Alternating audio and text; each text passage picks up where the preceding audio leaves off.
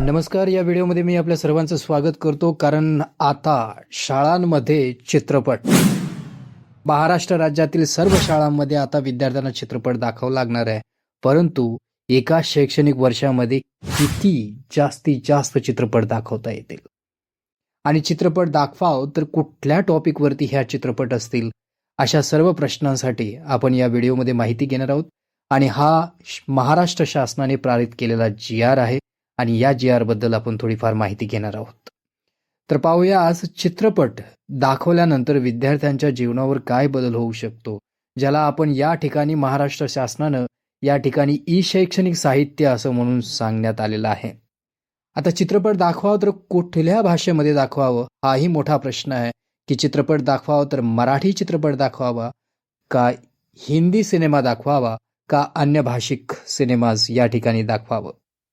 तर चला पाहूया या ठिकाणी महाराष्ट्र शासनाचा GR काय सांगतं. महाराष्ट्र राज्यातील सर्व शाळांमध्ये चित्रपट दाखवणे या बाबतीतलं धोरण आहे. दिनांक 9 ऑक्टोबर 2024 रोजी हे पारित झालेलं धोरण आहे.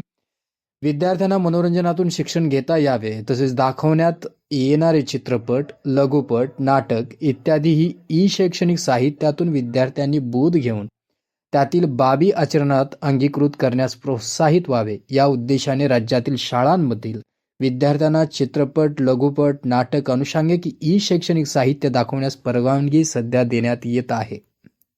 त्याचप्रमाणे संदर्भाधीन शासन पत्रान्वये गठीत परीक्षण समितीच्या अहवालाअंती काही चित्रपटांना चालू शैक्षणिक वर्षामध्ये राज्यातील शाळांमधील विद्यार्थ्यांना दाखवण्यास शासन परवानगी देण्यात आली आहे.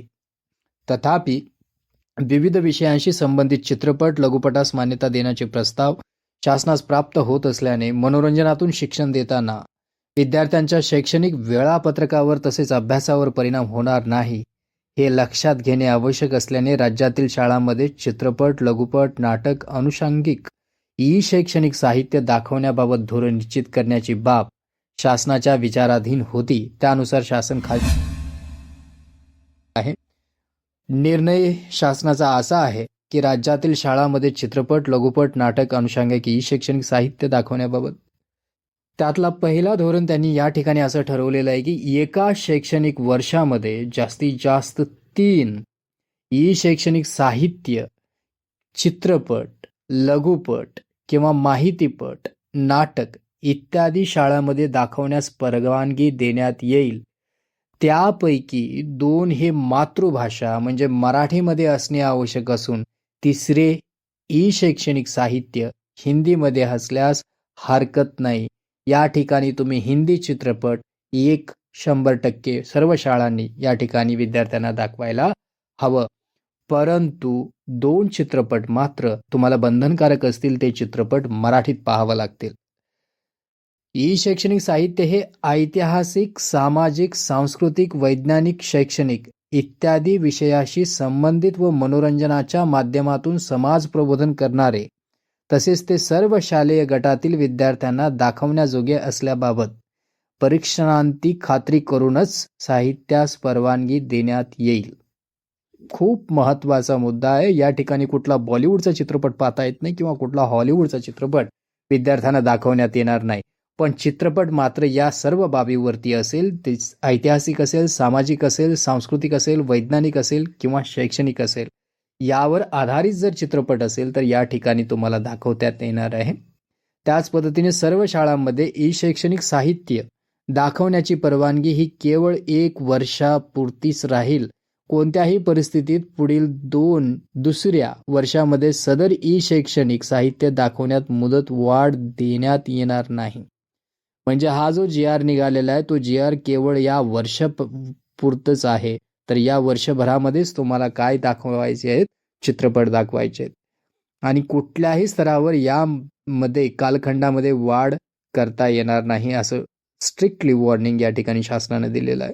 शैक्षणिक वर्षादरम्यान प्राप्त सर्व शैक्षणिक साहित्य प्रस्तावाची तपासणी करून शासनपत्र 5/3/2020 अन्वये गठीत परीक्षण समितीच्या अहवालाअंती पुढील शैक्षणिक वर्ष सुरू होण्यापूर्वी सदर शैक्षणिक वर्षामध्ये दाखवायच्या शैक्षणिक साहित्यास परवानगी देण्यात येईल, जेणेकरून प्राप्त परवानगीनुसार राज्यातील सर्व बघा, शासकीय खाजगी शाळांमध्ये सदर ई शैक्षणिक साहित्य दाखवण्यास पूर्ण शैक्षणिक वर्ष उपलब्ध होईल.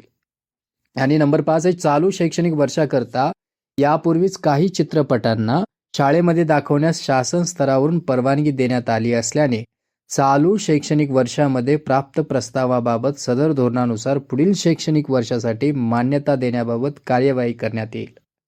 आणि 5वं धोरण असं ठरवलं या ठिकाणी, ई शैक्षणिक साहित्य दाखवण्यास परवानगी देण्यात आल्यानंतर त्याबाबत संबंधित शिक्षणाधिकारी यांचेकडून सर्व शाळांना अवगत करण्यात येईल, जेणेकरून उचित माहिती अभावी परवानगी नसलेले ई शैक्षणिक साहित्य शाळांमध्ये दाखवले जाणार नाही.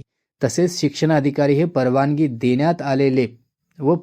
देण्यात आलेले संस्थेमार्फत असे ई शैक्षणिक साहित्य दाखवले जात असल्याबाबत खातरजमा करतील. ज्या अटीवर मान्यता देण्यात आली आहे त्या अटीचे उल्लंघन झाल्याचे निदर्शनास आल्यास अथवा त्याबाबत तक्रार प्राप्त झाल्यास मान्यता देण्यात आलेल्या सक्षम प्राधिकारी यांचेकडून संबंधित ई शैक्षणिक साहित्याची मान्यता तपासण्याअंती तात्काळ रद्द करण्यात येईल. आणि 6वं धोरण या ठिकाणी असं ठरवण्यात आले, शासन निर्णय दिनांक 2 मे 2014 अन्वये राज्यातील शालेय विद्यार्थ्यांना शैक्षणिक चित्रपट दाखवण्यास परवानगी देण्याबाबतचे अधिकार आयुक्त शिक्षण यांना प्रदान करण्यात आले असल्याने यापुढे ई शैक्षणिक साहित्यास परवानगी देण्याची कारवाई आयुक्त शिक्षण यांच्या स्तरावरून करण्यात येईल. शेवटचं धोरण या ठिकाणी असं सांगितलंय, आयुक्त शिक्षण यांनी कार्यवाहीबाबतचा वार्षिक अहवाल शासनात सादर करणे आवश्यक राहील. बरोबर. हा जो निर्णय आहे तो अत्यंत महत्त्वाचा निर्णय आहे. विद्यार्थ्यांच्या भवितव्यावर डिपेंड असलेला हा निर्णय आहे. मग विद्यार्थी निदान चित्रपटाच्या माध्यमातून, मनोरंजनाच्या माध्यमातून शैक्षणिक जो काही त्यांना दिलेला जो काही अभ्यासक्रम आहे आणि त्यामध्ये निदान त्यांचं मन रमेल. मित्रो, मला सांगावंसं या ठिकाणी वाटतं की जग कुठे चाललंय. जग आता ऑन स्क्रीनवर येतंय आणि आपले विद्यार्थी केवळ आणि केवळ फ्युचरिस्टिक जे काही स्कूल आहेत त्याकडं हळूहळू शासन देखील पाऊल उचलत आहे. म्हणजे जेणेकरून पुढे चालू असताना त्या ठिकाणी जिवंत हाडा माणसांची जी काही शिक्षक आहेत ती कदाचित भविष्यात राहणार नाहीयेत आणि त्या ठिकाणी केवळ आणि केवळ मशिनरीज, जे की आता AI सारखं, आर्टिफिशियल इंटेलिजन्स सारखं जे मशीन आता आलेलं आहे त्या पद्धतीचे मशीनच आपल्या येणाऱ्या पिढीला शिकवणार आहेत. शासनानं चित्रपट दाखवावं की न दाखवावं यावर देखील जर समजा धोरण जर तयार करत असेल तर या ठिकाणी निश्चितच हा पाऊल त्या फ्युचरिस्टिक वर्ल्डकडे जाणार आहे आणि येणारी जी पिढी आहे ते जिवंत माणसाला शिक्षक म्हणून या ठिकाणी पाहणार नाही. केवळ स्क्रीन ऑन करायचं आणि त्या ठिकाणी पाहायचं, त्यात विचारलेल्या प्रश्नाचं उत्तर द्यायचं आणि इथूनच अभ्यासक्रम घ्यायचं आणि कार्य कुठं करायचं यामध्ये थोडाफार कुठंतरी मॉरॅलिटी कमी होत चाललेली आहे. आणि शिक्षण या टॉपिकवर बोलणं फार वेळ लागतं.